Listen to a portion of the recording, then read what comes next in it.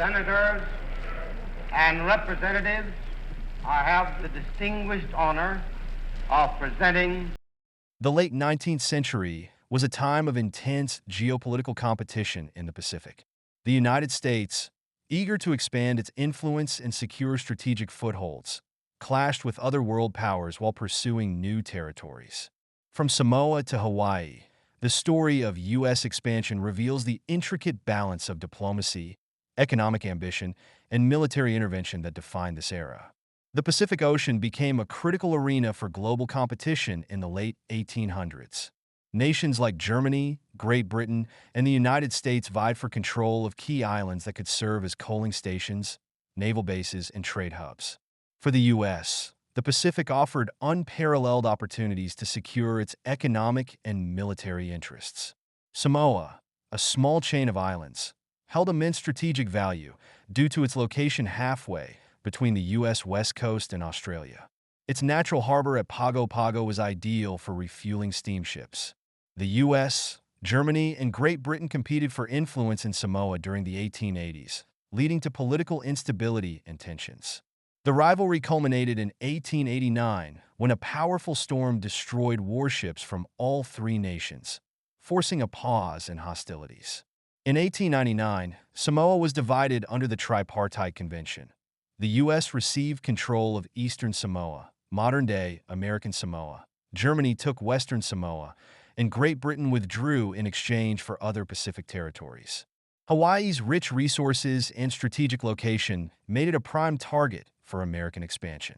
By the 1820s, American missionaries had arrived in Hawaii, introducing Christianity and Western education.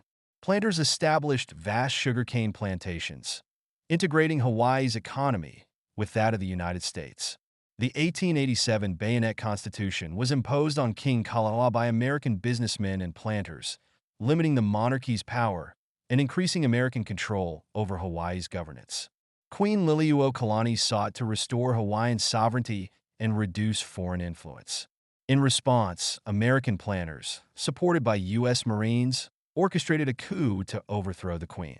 The provisional government, led by Sanford Dole, lobbied for U.S. annexation. President Grover Cleveland initially opposed annexation, citing the illegitimacy of the overthrow. By 1898, under President William McKinley, Hawaii was annexed as a U.S. territory, spurred by its strategic importance during the Spanish-American War. Hawaii became the 50th state of the United States, solidifying its role as a key economic and military asset. American Samoa provided the U.S. with a critical naval base at Pago Pago, enhancing its ability to project power across the Pacific.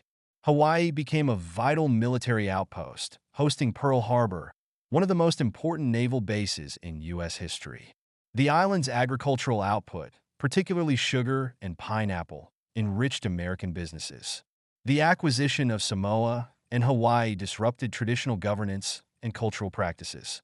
Native Hawaiians and Samoans faced economic exploitation and political marginalization. Anti-imperialist critics, including members of the Anti-Imperialist League, condemned the overthrow of Queen Liliʻuokalani as an affront to democratic principles. Queen Liliʻuokalani, the last monarch of Hawaii, fought to preserve Hawaiian sovereignty and culture. She stated, "I yield to the superior force of the United States to avoid any collision of armed forces and perhaps the loss of life." Sanford B. Dole was a key figure in the overthrow of the Hawaiian monarchy and the first president of the Republic of Hawaii. President William McKinley advocated for annexation, emphasizing Hawaii's strategic importance during the Spanish-American War. Hawaii is strategically the most important position in the Pacific Ocean, and it is properly a part of the American system, said President William McKinley. Hawaii's annexation added 6,423 square miles to U.S. territory, and its sugar exports to the U.S. exceeded $20 million annually by the early 20th century. American Samoa and Hawaii remain critical to U.S. military strategy, with bases that support operations across the Pacific and Asia. Hawaii's tourism, agriculture, and energy sectors contribute significantly to the U.S. economy. The blending of native Hawaiian and American cultures has created a unique identity for Hawaii, while ongoing efforts seek to preserve indigenous traditions. The U.S. rivalry with European powers in Samoa and its intervention in Hawaii exemplify the ambitions and complexities of American imperialism in the Pacific. While these acquisitions brought economic and strategic advantages, they also raised questions about sovereignty, ethics, and cultural preservation. As students of history, examining these events helps us understand the far-reaching impact of U.S. expansionism and its role in shaping the Pacific region.